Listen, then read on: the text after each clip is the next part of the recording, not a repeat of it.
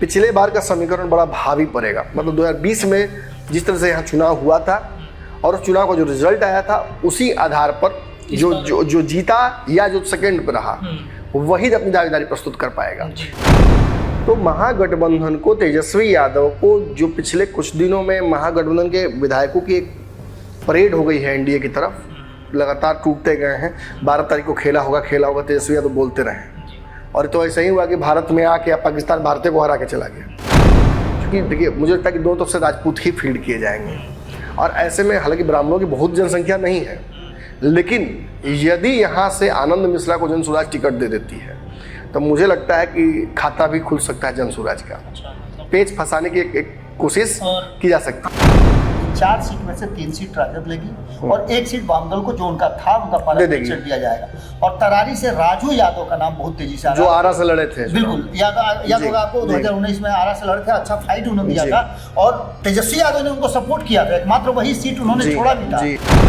रामगढ़ को जिस तरह से जोड़ा है और कैलकुलेट किया है, मैंने एक पैबंद लगाने के लिए जो धागा बार बार लगाया जाता है, उस तरह से आपने जिस तरह से इसको कसीदाकारी किया है, वो साफ लग रहा है कि इस पूरे सिनेरियो को, चूंकि वहां से प्रशांत किशोर का भी एक नाता रहा है, बक्सर के ही रहने वाले हैं, तो एक सेंटीमेंट तो उनके साथ जाएगा।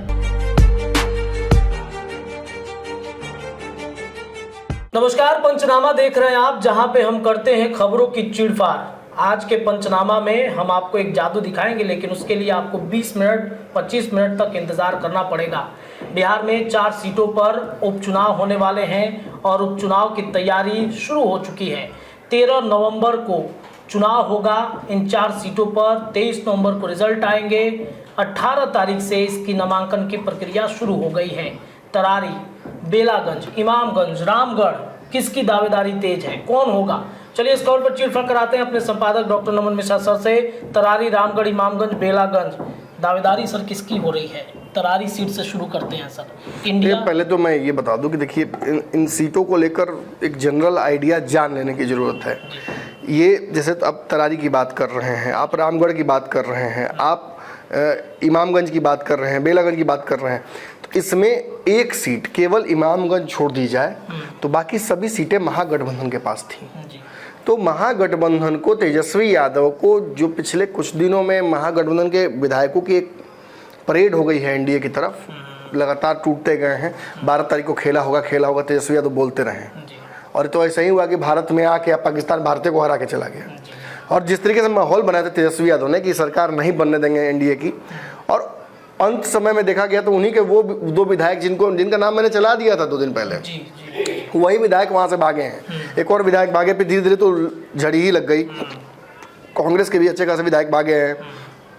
अभी भी खबर यही है, जो मुझे पता है, तेजस्वी जी को नहीं पता होगी, मैं कंफर्म हूँ कि अभी भी कई विधायक ऐसे हैं कांग्रेस और राजद के जो अपना रास्ता एनडीए में खोज रहे हैं। अगर प्रत्याशी नहीं मिलेगा इन्हें एनडीए को उन सीटों के लिए, या उससे थोड़ा भी कमजोर प्रत्याशी होगा, तो उनकी लॉटरी लग सकती है। सबकी तो नहीं लगेगी, लेकिन कुछ लोग ही लग जाएगी। मतलब वो इधर आकर एसेट लायबिलिटी वाला नियम काम करेगा। तो बड़ी बात यह है कि पिछले चुनाव में ये चारों सीटें महागठबंधन ने एक छोड़ के, मतलब ये इमामगंज यानी गया की जो सीट है लोकसभा की, वो मांझी जी ने जीता। लेकिन बेलागंज, रामगढ़ और तरारी, बेलागंज तो वहीं आता है। तो अगर इसको हम लोग इस तरह से एनालाइज करें कि इन चारों सीटों में अगर एक इमामगंज छोड़ दिया जाए तो बाकी सभी सीट तो महागठबंधन ने जीता है। अब शुरू करते हैं, मान लीजिए इमामगंज की बात करते हैं, तो इमामगंज के जो विधायक थे मांझी जी, वो सांसद बन गए गया के। बेलागंज से सुरेंद्र यादव थे, जो गया में ही आता है, लेकिन अब वो जहानाबाद के सांसद हैं। उस तरह से रामगढ़ की बात करेंगे तो सुधाकर सिंह यहाँ से विधायक थे। सुधाकर सिंह नीतीश कुमार की सरकार में क्या उनका रोल था, कैसे उन्होंने इस्तीफा दिया, वो सब आपको याद होगा। तो एक बड़ा संघर्ष उनका भी रहा है, और वही वो क्षेत्र है जहाँ भाजपा बहुत कमजोर पड़ी है उस पूरे क्षेत्र में। तो रामगढ़ में भी जो बक्सर की सीट है वो सुधाकर सिंह जीत गए। अब यहाँ से खबर आ रही है कि इन्हीं की दावेदारी हो सकती है। फिर तरारी की बात करते हैं। तरारी एक सीट ऐसी है जहाँ से सीपीआई के क्या नाम उनका, सुरेंद्र नहीं, उनका नाम क्या है, सुदामा प्रसाद, वो जीते थे। अब वो जीते हैं तो उस सीट पर आरा पर तो आर के सिंह की छुट्टी वहाँ से हो गई है। लेकिन अब इस सीट पर क्या सीपीआई या लेफ्ट की दावेदारी रहेगी, ये भी बड़ा सवाल खड़ा होता है। तो ये छोटे छोटे समीकरण तो हम डिस्कस करेंगे, लेकिन मुख्य समीकरण सबसे पहले जानना जरूरी है कि जहां एनडीए में सीटों को बंटवारे को लेकर पिछले बार का समीकरण बड़ा भारी पड़ेगा। मतलब 2020 में जिस तरह से यहाँ चुनाव हुआ था और उस चुनाव का जो रिजल्ट आया था, उसी आधार पर जो जीता या जो सेकंड पे रहा वही अपनी दावेदारी प्रस्तुत कर पाएगा। तो बाकी सभी दलों के लिए दावेदारी थोड़ी गठबंधन के दलों के लिए कमजोर पड़ जाती है। तो शुरू हम ऑब्वियसली करते हैं तरारी से। जी, तरारी में सर पिछली बार की अगर बातचीत करें तो सुदामा प्रसाद थे माले से, जिनको 73,645 जो 12 के सांसद हैं। जी, अब 12 के सांसद वो हो गए हैं। सुनील पांडे यहाँ पर थे 62,930 जो इंडिपेंडेंट वोट लेके आए थे। इसके अलावा तीसरे नंबर पर कौशल विद्यार्थी बीजेपी से थे, 13 नंबर मतलब 13,833 वोट लाए थे। और जो सुदामा प्रसाद है, सुनील पांडे, इनके वोट का अंतर 10,000 था। मतलब लड़ाई में सुनील पांडे है यहाँ पर। तो इस बार अब सुनील पांडे बीजेपी के तो आपको अब समझ में आ गया होगा आसानी से, दर्शकों को भी, कि आखिर सुनील पांडे को ही क्यों भाजपा लाना पड़ा। हालांकि देखिए, मैं स्पष्ट हूं कि भाजपा सुनील पांडे को चुनाव नहीं लड़ाएगी, ये तय है। उनके बेटे संदीप का नाम वहां लगातार चल रहा है। संदीप को उसी दिन ज्वाइन कराना पड़ा, एक दिन लेट कर ज्वाइनिंग हुई उनकी, इसी बात पे जिरह हुई। परिवार में काफ़ी चर्चा हुई, हुलास जी और बाकी लोगों की भी आपस में चर्चा हुई होगी। तो निश्चित ही उसका निष्कर्ष यही निकलता है कि पिता की जगह पुत्र इस सीट पर चुनाव लड़ सकते हैं। तो बेसिकली कहा यही जा सकता है कि चुनाव सुनील पांडे ही लड़ेंगे या सुनील पांडे परिवार लड़ेगा वहां से चुनाव। तो दावेदारी अब भाजपा की तरफ से तो स्पष्ट हो गई कि भाजपा ही ये सीट लड़ेगी, क्योंकि ज्वाइनिंग इस तरीके से हुआ तो अब यहाँ जदयू की संभावनाएं खत्म हो जाती हैं। हाँ, दूसरी तरफ बहुत बड़ा पेच है माले से। हाँ, अब ये माले की सीट माले को वापस मिलेगी नहीं कि नहीं, ये पूरी तरीके से तेजस्वी और लालू के रहमो करम पर चला गया मामला। खबर आ रही है कि यहाँ से तेजस्वी यादव ने किसी प्रत्याशी को चुन रखा है अपनी पार्टी से। अब आगे चल के देखना होगा, उसके लिए एक जादू करना पड़ेगा हम लोग को, उसके बाद वो समझ में आएगा, जादू दिखाना पड़ेगा। अब रामगढ़ की सीट पर आते हैं सर। यहाँ पे अब सुधाकर सिंह सांसद बन गए हैं बक्सर से। पिछली बार ये लड़े थे, 58,000 इनको वोट आया था। इसके अलावा अगर अंबिका सिंह की बातचीत करें, बीएसपी से थे ये, तो 57,000 इनको वोट आया था। अशोक सिंह थे बीजेपी से, 56,000। यहाँ की लड़ाई सर, मतलब सभी यहाँ पर ज्यादा वोट लेके आए हैं। 106 और जातियां देखिए। हाँ, और जाति भी वही है जी, सभी राजपूत। और राजपूत बहुत क्षेत्र है। काराकाट में जो नाराजगी राजपूतों की देखी गई है, राजद तो चाहेगी कि उसको भुनाते रहें, और उसके लिए सुधाकर सिंह बड़ा चेहरा होंगे कि नहीं मुझे नहीं पता, लेकिन जगनानंद सिंह एक बहुत बड़ा चेहरा हो सकते हैं। जगनानंद सिंह जब भी उस क्षेत्र में चुनाव लड़े हैं, सच पूछिए तो ब्राह्मण मजबूरी में एकजुट हुए हैं और मजबूरी में कई कैंडिडेट्स को वहां जिताया है। लेकिन इस बार ब्राह्मणों ने भी कह दिया कि हमसे भी नहीं हो सकता है। इस बार जैसे हर 2 बार तो जीत गए वहां से अश्विनी चौबे, लेकिन इस बार मृत्युंजय तिवारी का हाल क्या हुआ, मिथिलेश तिवारी का क्या हाल हुआ, आपने देखवे किया। बिल्कुल सर, बिल्कुल। अब वहां बचाने वाली स्थिति नहीं है, और राजपूतों को अपना गढ़ वापस मिला है तो राजपूत भी छोड़ेंगे नहीं, और राजद इस बात को समझती है। इसलिए राजद कोशिश यही करेगी कि ये परिवार में ही रह जाए सीट। आगे चल के हम बताएंगे कि इस पे कौन दावेदारी कर सकता है। हाँ, अगर रही इस सीट पर बीजेपी की बात, तो बीजेपी भी मुझे लगता है कि इस बार सोचेगी, यहाँ से कुछ प्रत्याशी आगे पीछे करने की तैयारी जरूर कोशिश करेगी। मुझे लगता है कि ये बाकी सीटों की तो बात अब मैं नहीं करूँगा, लेकिन रामगढ़ एक ऐसी सीट है जहाँ पर जन सुराज बहुत भारी पड़ सकती है। क्योंकि देखिए, मुझे लगता है कि दोनों तरफ से राजपूत ही फील्ड किए जाएंगे, और ऐसे में हालांकि ब्राह्मणों की बहुत जनसंख्या नहीं है, लेकिन यदि यहाँ से आनंद मिश्रा को जनसुराज टिकट दे देती है तो मुझे लगता है कि खाता भी खुल सकता है जनसुराज का। मतलब पेच फंसाने की एक कोशिश की जा सकती है। आनंद मिश्रा का किस्मत भी यहाँ से खुल सकती है। किसी भी स्थिति में अगर आनंद मिश्रा नहीं भी जीतते हैं तो वो इतना जरूर डैमेज कर देंगे एनडीए गठबंधन को कि ये सीट आसानी से जिस प्रत्याशी को मिलेगा राजद की तरफ से, लेकिन यही कि राजपूत प्रत्याशी होना चाहिए, निकाल लेगा। तो वो तो मतलब सुधाकर सिंह के परिवार से ही हो सकता है इसमें। चलिए सर, अब आते हैं इमामगंज की सीट, जो जीतन राम मांझी यहाँ से गया से अब सांसद बन चुके हैं। 78,000 वोट लेकर आए हैं। दूसरे तरफ इनके प्रतिद्वंदी में उदय नारायण चौधरी आरजेडी से थे जो 62,000 वोट लाए थे। कुमारी शोभा सिन्हा जो एलजेपी से थी जो 14,000 वोट लेकर के आई थी। तो अब तो ये और ये तो दोनों एक हो गए गठबंधन में, एनडीए में। कैसे एक हो गया? अब कहानी तो आपने देखा ही ना कहानी। देखिए इमामगंज और बेलागंज ये दो सीटें ऐसी हैं जिस पर लोजपा की नजर थी। मैं खुल के बोल रहा हूँ, लोजपा की तगड़ी नजर थी। लेकिन चूंकि इमामगंज एक सीट ऐसी है जहां से जीतन राम मांझी का एक तरह से पारिवारिक उस पर राजनीतिक हक हो गया है और मांझी मुझे लगता है कि छोड़ेंगे नहीं इस सीट को। और मांझी ने भी प्रण खा लिया कि अपने पूरे परिवार को, एक एक व्यक्ति को अंतिम लाइन तक को सबको राजनीति में सेटल कर देना है, लाना नहीं है, सेटल कर देना है। और उस कड़ी में मुझे लगता है कि एक जौ और बढ़ाने की, एक चौछत और बढ़ाने की कोशिश उनकी इस बार रहेगी। लेकिन ये भी तय है कि जीतन राम मांझी की सीट पर दावेदारी फिलहाल जब भाजपा और जदयू नहीं कर सकती है तो लोजपा ऐसी गलती नहीं करेगी। हालांकि सच पूछिए तो जिस तरह से मांझी जी ने कहा था कि रामविलास के उत्तराधिकारी पशुपति पारस हैं, तो ये पेच फंसा देते चिराग पासवान। अगर वो चाहते तो पेच फंसा सकते थे, तो इससे विवाद होता। लेकिन दावेदारी जीतन राम मांझी की है किसी को मिलेगा जी। यहाँ पर मुझे तो उदय नारायण चौधरी को ही दोबारा आरजेडी फील्ड करना चाहिए क्योंकि कद बड़ा है जी। दलितों के एक बड़े नेता हैं, बहुत वॉइसफोरस है, बहुत ज़्यादा मुखर होकर बोलते हैं और तेजस्वी जो राजनीति अभी फिलहाल करना चाह रहे हैं उसमें बहुत तगड़ा फिट करते हैं। खासतौर पर जब श्याम रजक अब छोड़ के गए हैं पार्टी तो रिस्क नहीं लेना चाहेंगे कि सारे दलित भाग ही जाएंगे। तो चिराग पासवान से लड़ने के लिए तेजस्वी के पास कोई हथियार रह नहीं जाएगा। कल अगर चिराग पासवान भगवा और चोला उड़ के आ जाएंगे, सीधा डायरेक्ट तेजस्वी से लड़ने के लिए कोशिश अगर करेंगे नीतीश और भाजपा को साइड करके, तो बड़ा मुश्किल हो जाएगा तेजस्वी यादव के लिए लड़ना। क्योंकि एक तरफ तो भगवा चुला है यानी हिंदू तो एक तरफ और दूसरा की दलित है, तो दलितों का वोट भी उधर खींचेंगे। तो मुझे लगता है कि वही नरसिम्हा अवतार से हो गए हैं चिराग पासवान यहाँ तेजस्वी के लिए और इनके लिए प्रसाद किशोर। अब इस सीट पर भी खबर आ रही है कि इमामगंज से ही ना, नहीं बेलागंज से, माफ कीजिएगा, इमामगंज से भी एक प्रत्याशी उनकी पार्टी से जनसुराज से हो सकता है, वो प्रत्याशी उनको लेकिन बेलागंज में मुस्लिम लड़ाने वाले हैं जहाँ तक खबर आई। वो लड़ाएंगे बेलागंज पे हम आते हैं। यहाँ से पिछली बार के बातचीत करें 2020 की तो सुरेंद्र यादव आरजेडी से थे, उनको लगभग 80,000 वोट वहां पर मिला था। अभय कुशवाहा जदयू से 55,000 वोट उनको मिला है। साथ ही साथ अगर बातचीत करें यहाँ पर तो रामाश्रय शर्मा जो है एलजेपी से, वो मजेदार बात जानते कि नहीं? हाँ, ये दोनों एक क्षेत्र पिछली बार जीतने और हारने वाले दोनों विधायक इस बार एमपी हैं जी। अभय कुशवाहा औरंगाबाद से हैं और सुरेंद्र यादव जहानाबाद से। यानी दोनों में से कोई गया से नहीं जीते हैं, जहां से विधायक लड़ने की जीतने की कोशिश करते हैं वहां नहीं जीते। यानी राजनीति कितनी संभावनाओं का और बहुत चिंतन का विषय है, ये समझना पड़ेगा। आपको लगता है दूर से देख करके अरे गधा जिलेबी खा रहा है, ऐसा नहीं होता है।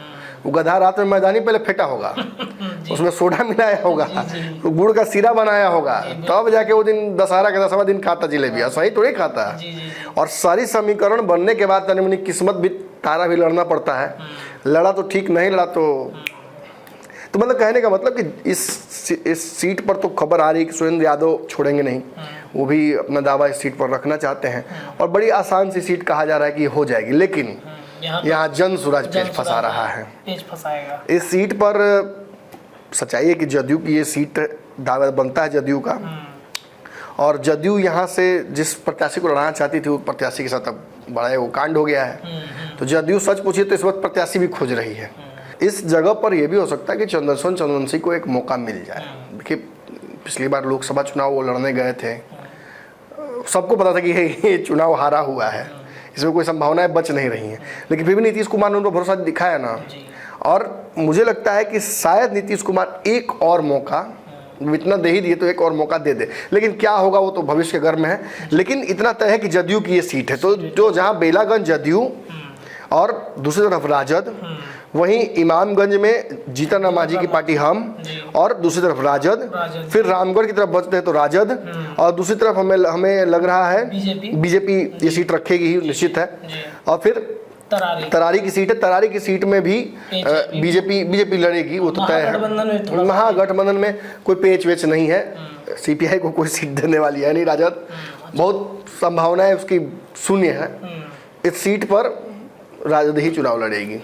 प्रत्याशी देखिए, मुझे लगता है कि फाइनल भी तेजस्वी यादव ने कर लिया है। अच्छा। अंदर अच्छा, तेजस्वी मतलब ये सारी चारों सीटों पर सब कुछ समीकरण के हाँ, बहुत अगर कुछ ऐसी संभावनाएं बनती हैं कि उखाड़ कबाड़ हो जाएगा तो फिर वैसी स्थिति में तेजस्वी को जो ये भी सोचेंगे। खबर आ रहा है कि मतलब तेजस्वी थोड़ा सा असमंजस में है इन सीटों पर, मतलब कौन।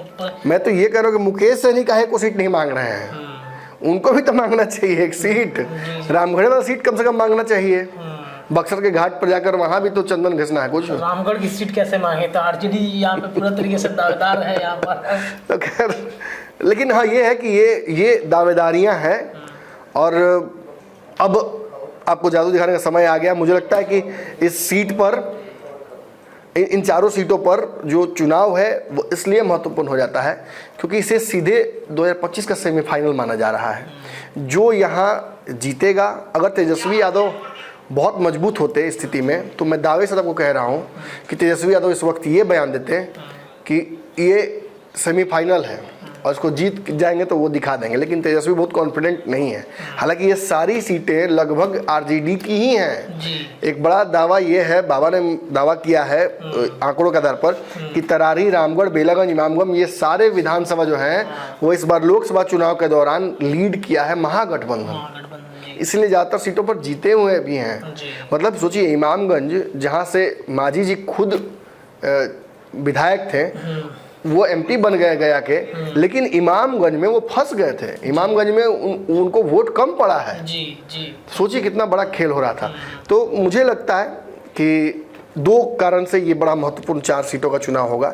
एक, ये एक तरह से सेमीफाइनल है दोनों गठबंधनों के लिए, अंतिम तैयारी, मॉक टेस्ट सेंटअप से पहले।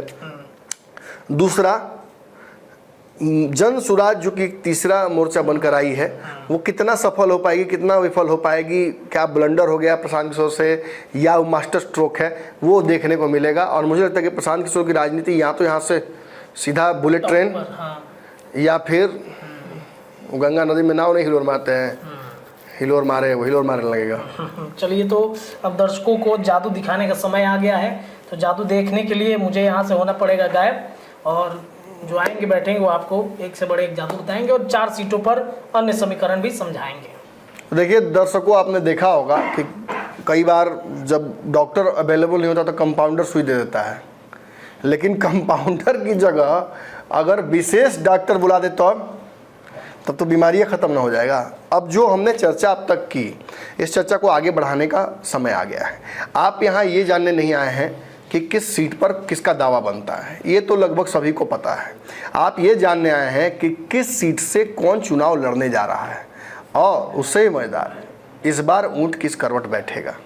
हर सीट पर सिलसिलेवार तरीके से हम जानने की कोशिश करते हैं।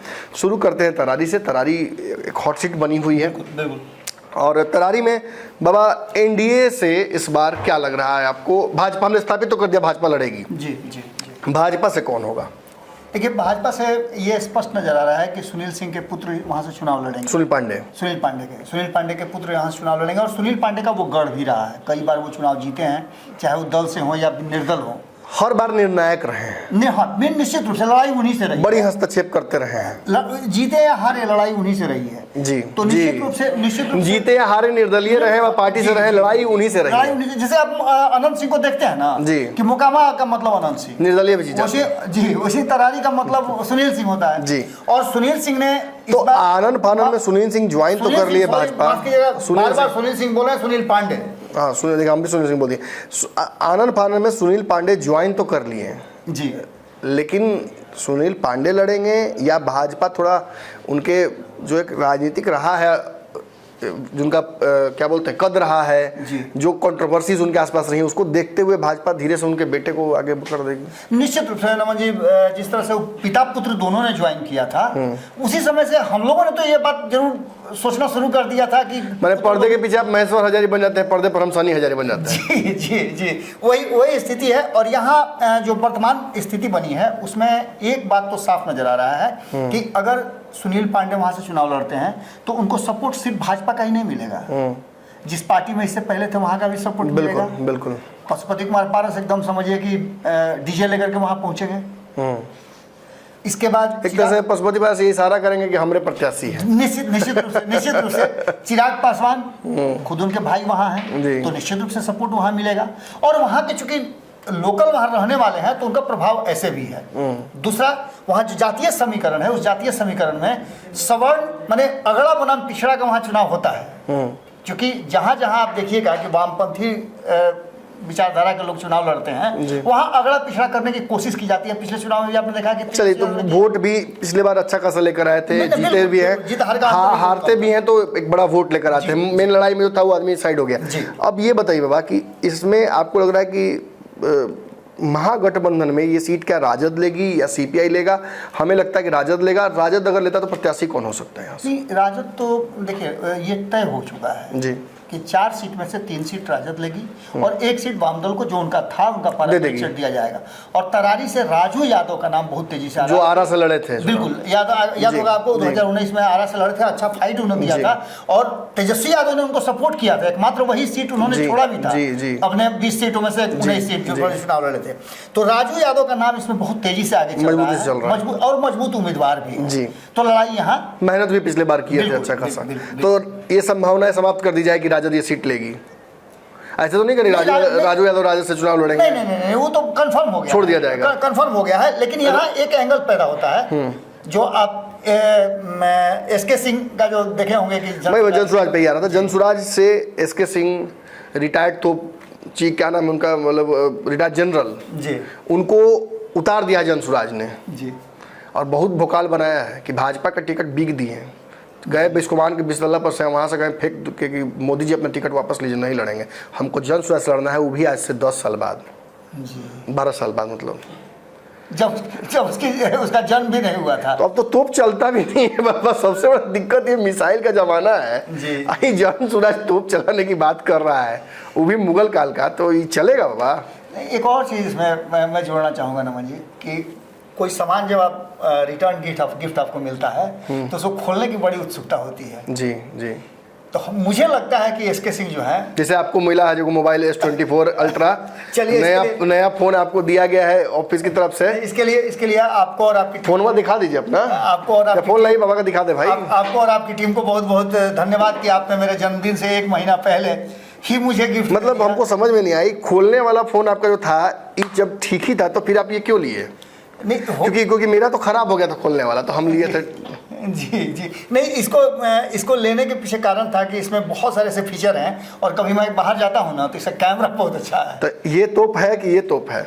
नहीं, पहले तोप ये हुआ करता था हाँ। लेकिन अब जो मिसाइल की जरूरत है, AK-47 आ गया ना, तो इसको ज़्यादा तरजीह दी जा रही है। तो मैं वही कह रहा था कि तरारी में, तब मैंने हम सीधा सीधी पूछ रहे हैं कि 5000 वोट ले आएंगे तरारी में? देखिए नमन जी, हम अंडर एस्टिमेट मत कीजिए। 10,000? देखिए हमारे पिताजी सेना में थे, इसलिए सेना में इसलिए आप इसी देखिए मैं बोलने वाला भी था कि इसी वजह से मैं आपसे पूछ रहा हूँ। नहीं तो कि सेना के जनरल, सेना का जनरल झंडा बुलंद कर सकते हैं, बिल्कुल सेना के फौज में वहाँ बॉर्डर पे, यहाँ राजनीति में तो नहीं होता है। नमन जी 24 घंटे से हम लोग बात कर रहे हैं बंद मुट्ठी की, खुल गई तो लाख की, नहीं तो खाक की, तो वही स्थिति है। लाख हुई खाक हो गई, बताइए थोड़ा सा। अभी तक तो हम लाख ही मान के चलेंगे। मतलब हमको इतना बस बता दीजिए, दर्शकों की तरफ से मैं पूछ रहा हूँ, क्या सुनील पांडे और राजू क्या नाम, यादव, दोनों के बीच में, राजू यादव नाम था उनका, क्या नाम था, दोनों के बीच में, लेफ्ट और बीजेपी के बीच में, क्या यहाँ जनसुराज थोड़ा भी असर कर पाएगी या तरारी में असर नहीं दिखेगा? 2 पॉलिटिकल लोगों के बीच में एक नॉन पॉलिटिकल व्यक्ति का स्थिति क्या होगा, ये बेहतर आप समझ मुश्किल है। चलिए समझ गया, मैं आगे बढ़ते हैं, रामगढ़ की तरफ बढ़ते हैं। रामगढ़ में सुधाकर सिंह MP बन गए हैं, माने जहाँ ललटेन जलता था वहाँ बड़का एक फ्लैग मास्ट जल रहा है जी, लेकिन एक घर में अभी भी दिया नहीं जल रहा है ठीक से। मैं जगदानंद सिंह के घर की बात कर रहा हूँ, एक जगह फ्लैग मास्ट लगा है तो एक जगह दिया भी तो जलाना पड़ेगा ना। खबर आ रही कि सुधाकर सिंह के बेटे को यहाँ से चुनाव लड़ाया जाएगा, दूसरे छोटे बेटे को, अजीत सिंह नाम है उनका जी, अजीत सिंह यहाँ से चुनाव लड़ेंगे। और दूसरी तरफ से यहाँ भाजपा ने अभी पत्ता नहीं खोला क्या पत्ता? देखिए भारतीय जनता पार्टी की तरफ से अशोक सिंह का नाम आ रहा है, जो 2015 में जीते थे और 2020 में भी वो चुनाव लड़े थे, त्रिकोणीय मुकाबला, हार गए थे, तीसरे नंबर पे वो आए थे। हालांकि बसपा का वहाँ तीसरे नंबर पे को फिर आगे भेजा जाएगा 1 नंबर पे। बसपा का वहाँ बहुत अच्छा प्रभाव है, आप जानते हैं। देखिए भाई, इसलिए ये सवाल मैं पूछ रहा हूँ क्योंकि तीसरा प्रत्याशी भी यहाँ जनसुराज का होगा, और तरारी से इतर यहाँ मैं बड़ा अलग कॉन्फिडेंस में नहीं, मैं आपकी बात सुन रहा क्योंकि था। हाल ही में लोकसभा चुनाव जो हुआ है जी। उसमें आनंद मिश्रा ने एक बहुत बड़ा हस्तक्षेप किया है। अंतिम समय में अगर आनंद मिश्रा बैठ गए होते जी। या आनंद मिश्रा ने सपोर्ट कर दिया होता मिथिलेश तिवारी को तो शायद गेम बदल सकता था। सेना के नहीं है, लेकिन पुलिस के तो जवान है ना, पीछे कैसे हट जाएंगे? पीछे नहीं हटेंगे। तो अब बताइए कि ये रामगढ़ वाली सीट पर अगर आनंद मिश्रा वर्सेस अजीत सिंह वर्सेस अशोक सिंह होता है तो आपको क्या लगता है कि दो राजपूतों में एक ब्राह्मण निकाल लेगा क्या सीट? देखिए, यहाँ चतुष्कोणीय मुकाबला को आप लेके चलिए रमन जी। बीएसपी भी आएगी। बीएसपी भी निश्चित आएगी। एकदम निश्चित आएगी, उसमें कोई दो राय नहीं, क्योंकि बीएसपी का वहाँ जनाधार है। मैं बार बार बता जी, रहा हूँ। जी। आपको याद होगा कि ये सीट रिजर्व हुआ करती थी किसी जमाने में। जी जी जी बिल्कुल। तो ऐसी स्थिति में आप यहाँ चार तरफा मुकाबला देख सकते हैं, और इस मुकाबले में जैसा कि आप बता भी रहे हैं आनंद मिश्रा की तो बात, दलित का वोट मान लीजिए, पिछड़ा का वोट काट ही लेगी बीएसपी, राजपूत एक तरफ हो ही जाएंगे, यादव उस तरफ विभाजित होंगे ही दोनों में। तो ऐसा तो नहीं होगा कि कहीं मतलब सेंटिमेंटल वोट, जब आप मैं बताया ना कि मैं सुन रहा था जब आप लोग डिस्कशन शुरुआत किए थे, तो मैं सुन रहा था आपने आनंद मिश्रा और रामगढ़ को जिस तरह से जोड़ा है और कैलकुलेट किया है, मैंने एक पैबंद लगाने के लिए जो धागा बार बार लगाया जाता है उस तरह से आपने जिस तरह से इसको कसीदाकारी किया है, वो साफ लग रहा है कि इस पूरे सिनेरियो को, चूंकि वहां से प्रशांत किशोर का भी एक नाता रहा है, बक्सर के ही रहने वाले जी, हैं, तो एक सेंटीमेंट तो उनके साथ जाएगा, प्रशांत किशोर का भी वोट होगा। बिल्कुल। दूसरा सेंटीमेंट जो जाएगा वो सवर्णों का जाएगा, क्योंकि आनंद मिश्रा ने वहां अब अभी भाजपा को भगाया है वहां से, तो भाजपा को सवर्णों ने जब भगा दिया और राजद झेलना पड़ेगा तो कुछ ही दिन में कड़वी दवाई खा सकते हैं। और इससे भी इम्पोर्टेंट बात मैं एक कह रहा हूँ नमन जी कि एक साल में आजमाना है, ये 5 साल वाली स्थिति नहीं है, मात्र 12 महीने। बिल्कुल 12 महीने रिस्क लिया जा सकता है जी, ये रिस्क लिया जा सकता है कि 5 महीने। लेकिन बाबा एक और बात है ना कि सुधाकर सिंह यहाँ से जीत के आए हैं, रामगढ़ जगदानंद सिंह का गढ़ है, जगदानंद सिंह खदेड़ देते थे यहाँ से सभी को। 200 वोट से नहीं जीत करके आए थे, 200 वोट से जीत गेम हो सकता है, भयंकर गेम तो यहाँ होना है, और हो सकता है कि सुधाकर सिंह इसीलिए भाई को उतार भी रहे होंगे, उसके साथ गेम करके अपना गोटी। क्या राजपूत भाजपा की तरफ जाएंगे या सुधाकर सिंह की तरफ जाएंगे? देखिए, राजपूतों का जो धर्म संकट में क्या फंस जाएगा लोग इस बार? नहीं, राजपूतों का जो सवाल है, अशोक सिंह है ना वहाँ जी, मैं वही बोल रहा हूँ कि मतलब किधर जाएंगे, जो धर्म संकट में क्या फंस जाएंगे? जो स्थिति जगदानंद सिंह ने अपने भाई के साथ किया था जी, वही स्थिति सुधाकर सिंह अपने भाई के साथ करने जा रहे हैं, ये बात मुझे लग रहा है। चलिए, ये भी तो मतलब यहाँ संभावनाएं खुली हुई हैं। प्रशांत किशोर को यहीं लॉटरी लगेगी तो लगना होगा, तो बिल्कुल यहीं से वो अपने, यहाँ नहीं लगा तो फिर कहीं लगने का संभावना भी जल्दी नहीं दिख रहा है। ये तो भाई अभी तो आगे बढ़ने। चलिए आगे बढ़ते हैं, बेलागंज की तरफ बढ़ते हैं जी। यहाँ से सुरेंद्र यादव चुनाव जीते थे और वो अब एमपी हो गए हैं जहानाबाद के। जी। बड़े मजबूत आदमी हैं, वहाँ से जीतते रहे हैं, जहानाबाद से भी दावेदारी मजबूत रही है। जी। इनके पुत्र हैं जितेंद्र यादव जी। इनको लड़ाना इनका मकसद है। एक सभा में इन्होंने घोषणा भी ये बात कर दी जी। कि बेटा ही मेरा लड़ेगा। तो राजद ने तो यहाँ अपना प्रत्याशी लगभग तय कर लिया है, जी, कोई डाउट नहीं ना? कोई डाउट क्योंकि जहानाबाद वाले में पेच फंसा था सुरेंद्र यादव के लास्ट में। देखिए, सुरेंद्र यादव की बात अगर जब आप करते हैं ना, तो वहाँ एक और नाम बहुत तेजी से आता है, और गया के क्षेत्र में 2 लोगों का वर्चस्व रहा है, एक बिंदी यादव का भी रहा है, जिनकी पत्नी मनोरमा देवी। जी, मैं वो तो एनडीए की तरफ से रहेंगी ना, ये सीट जदयू की है, जदयू की सीट। तो जदयू ये सीट लेना चाहेगी। और खबर आ रही थी कि भाई मनोरमा यादव को टिकट मिल सकता है या उनके बेटे जो रिकी यादव हैं उनको टिकट मिल सकता है। तब तक ईडी का छापा पड़ गया। जी जी। भाजपा तो नहीं ना खेल कर आई थी कि मैंने कि सीट पर से दावेदारी जदयू खत्म हो जाए फिर भाजपा लड़ जाए यहाँ से। नीतीश इतना जल्दी छोड़ते नहीं है, नीतीश जी को आपसे बेहतर कौन जानता है। वो इतना जल्दी छोड़ते नहीं है। तो ये सीट एकमात्र सीट उनको मिला है इस 4 सीट में, तो इस सीट को छोड़ेंगे कैसे? चाहे वो चीज़ों को मखमल में टाट का पैबंद लगा के लड़ाना हो, लेकिन यहाँ से लड़ाएंगे अपने उम्मीदवार को। अशोक चौधरी के बयान से भी ये बात स्पष्ट था कि इस सीट को वो छोड़ने नहीं जा रहे हैं। कोई कैलकुलेशन बैठाने की कोशिश की जा रही है, और हो सकता है कि वो तोता जो है उसको थोड़े दिन के लिए पिछड़े में बंद किया जा सकता है। अशोक चौधरी का और जहानाबाद का तो बड़ा प्यारा रिश्ता रहा है। जी जी। तो हो सकता है उस क्षेत्र में फिर एक बार अशोक चौधरी को एक बार फिर मौका मिले अशोक चौधरी को जी, कि जो लोकसभा में नहीं हो पाया वो विधानसभा में कर दे। यहाँ के लिए लड़ाई जो है ना, वो लड़ाई त्रिकोणीय करने के लिए एक बहुत बड़ा दाव खेलने जा रही है जनसुराज। कई लोगों का आपने सुना होगा, एक से एक खुलासा लोग करते हैं, लेकिन मैं एक छोटा सा खुलासा आपको कर रहा हूँ। जनसुराज ने तो अभी तक तोपे खोला है अपना, बाकी जो हथियार उसमें से जन हटाया कहाँ है? सुराज अभी तो पेच यहाँ रामगढ़ में जाते थे, मैं ये बोलना चाह रहा था कि आनंद मिश्रा हम आप लड़ा रहे हैं जी। अभी जन सुराज का 4 सीटों पर चुनाव है ना, तो 4 चरण में घोषणा करेंगे वो लोग। जी जन स्वराज का भी चुनाव अपना हो रहा है ना, जी। वो चुनाव चल रहा है, नहीं, वो तो बता ही रहे थे चीफ इलेक्शन ऑफिसर वहां लगे हुए हैं लोग जी। बैलेट बॉक्स लगे लोग गया हुआ है, चुनाव कराएंगे, उस चुनाव में जो जीतेगा उसको फिर चुनाव लड़ने का मौका मिलेगा। जी, अमेरिका स्टाइल में सभी उम्मीदवारों को खड़ा करके डिबेट कराया जाता है। डिबेट में जो हार गया वो साइड हो गया। तो मैंने आनंद में से को टिकट नहीं मिला तो हम लोग यही मान के चले कि भले लोकसभा जीत जाते लेकिन जन स्वराज वाला इंटरनल चुनाव हार जगह है बेचारे। जन स्वराज में देखिए, जन स्वराज की 2-3 ऐसी चीज़ें हैं जो आपको मैं बताऊं कि इस बेलागंज के लिए जन स्वराज ने एक अलग प्लान बनाया है। जैसे आप बक्सर की बात कर रहे थे ना, लालू यादव वाला, वहाँ भी एकदम आप देखिएगा कि ऐसा उम्मीदवार उतारने की कोशिश की जा रही है जो अल्पसंख्यक समाज से हो। आज रात में तो हमको लगता है कि आ जाए, कुछ बड़े बड़े पत्रकार लोग आज रात में लिख देंगे कि एक और तोप निकालने की तैयारी चल रही है, हम गोला भी चाहिए, टाइटैनिक निकाला जाएगा इस बार, गोला भी चाहिए। पुलिस लाइन बगल में हमारे है, पुलिस लाइन में आप देखिएगा, आप लोग बच्चा होइएगा तो देखते होइएगा कि 2 तोप रखा हुआ था जो जंग लगा हुआ ना, हाँ सीमेंट वाला तोप, हाँ नहीं सीमेंट वाला भी था, और एक जो अंग्रेजों के जमाने का था। अच्छा जी, बैलगाड़ी में जो पहिया रहता है ना, उसमें बच्चा झूलता था, हाँ उस तरह का 2 पहिया लगा करके वो रखा जाता था। उसका गोला अब नहीं मिलता है, तो उस हथियार का काम क्या, जिसका गोला ही नहीं मिलता हो, डराने के काम आएगा। हाँ बस यही काम आएगा। ज्यादा दिक्कत होगा चला देंगे जी। अब वो अगला को थोड़े पता है कि हमको पता है ना, उनको नहीं ना पता है कि गोला है। चलिए, तो ये भी मतलब मुस्लिम कैंडिडेट यहाँ से लड़ेंगे, नाम भी है आपके पास? नहीं, नाम तो अभी नहीं, काल्पनिक है नाम। नाम मैं जहाँ तक मैं घुस पाया हूँ जनसुराज के तरफ, चले मानते हैं मोहम्मद इरशाद यहाँ से लड़ रहे हैं, काल्पनिक नाम। हाँ काल्पनिक नाम तय हो गया। इमामगंज की तरफ बढ़ते हैं, माझी जी का गढ़। माझी जी अब नहीं कुर्सी नहीं बचा पाए थे, मतलब इमामगंज एक ऐसी सीट है, बड़ा मजेदार कहानी है कि मतलब लोकसभा से तो जीत गए वो, लेकिन इस विधानसभा में बढ़त नहीं बना पाए थे।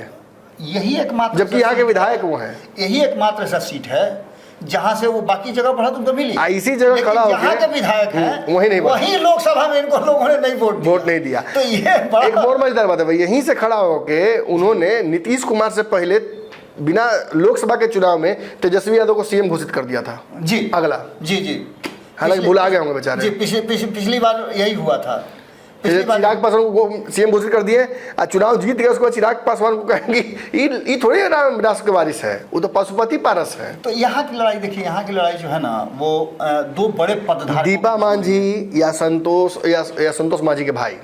नहीं, दीपा मांझी का ज्यादा चांस लग रहा है, इसलिए एक बार पहले भी कोशिश दीपा मांझी को एमएलसी बनाने की बनाने की गई थी, चुनाव लड़ाने की भी की गई थी। आपको याद होगा मांझी बड़ा नाराज हुए थे, एमएलसी नहीं मिला था तो। हाँ, एक बड़ा डिबेट चला था, आपको याद होगा कि रोहिणी और उनके बीच में तो ये लग रहा हो कि रोहिणी तो एक राउंड ट्राई मार ली, दीपा जी भी एक बार ट्राई मारती, कोशिश कर रही है ना, इस बार कोशिश करेंगी क्योंकि चुनावी प्रक्रिया से मानता है, दीपा मांझी मान के चलते हैं। हाँ, यहाँ से दीपा मांझी हैं। दूसरे बेटे थोड़े कंट्रोवर्शियल है, इस वजह से शायद न लड़ाए चुनाव। जी, जी। चलिए, दूसरी तरफ यहाँ उदय नारायण चौधरी का, तो मुझे लगता है उदय नारायण चौधरी से तो रिस्क नहीं लेगी। मैंने कहा भी कि चूंकि श्याम रजक चले गए हैं छोड़कर पार्टी, और दलित नेता बहुत अब रह नहीं गए चिराग के आसपास, माफी तेजस्वी के आसपास, तो थोड़ा सा तेजस्वी को भी इंट्रोस्पेक्ट करना पड़ेगा इस पर। तो मुझे तो उदय नारायण चौधरी का लगभग लग रहा है तय है यहाँ लड़ना। असल पूर्व में उनका जो पद रहा है बहुत बड़ा रहा है, कद भी बहुत बड़ा रहा है, विधानसभा के अध्यक्ष रहे हैं, और वहाँ उनकी लड़ाई जो होने जा रही है वो पूर्व मुख्यमंत्री के परिवार से होने जा रही है। तो यहाँ उस समीकरण को जोड़ने की कोशिश की जाएगी, लेकिन समता देवी का नाम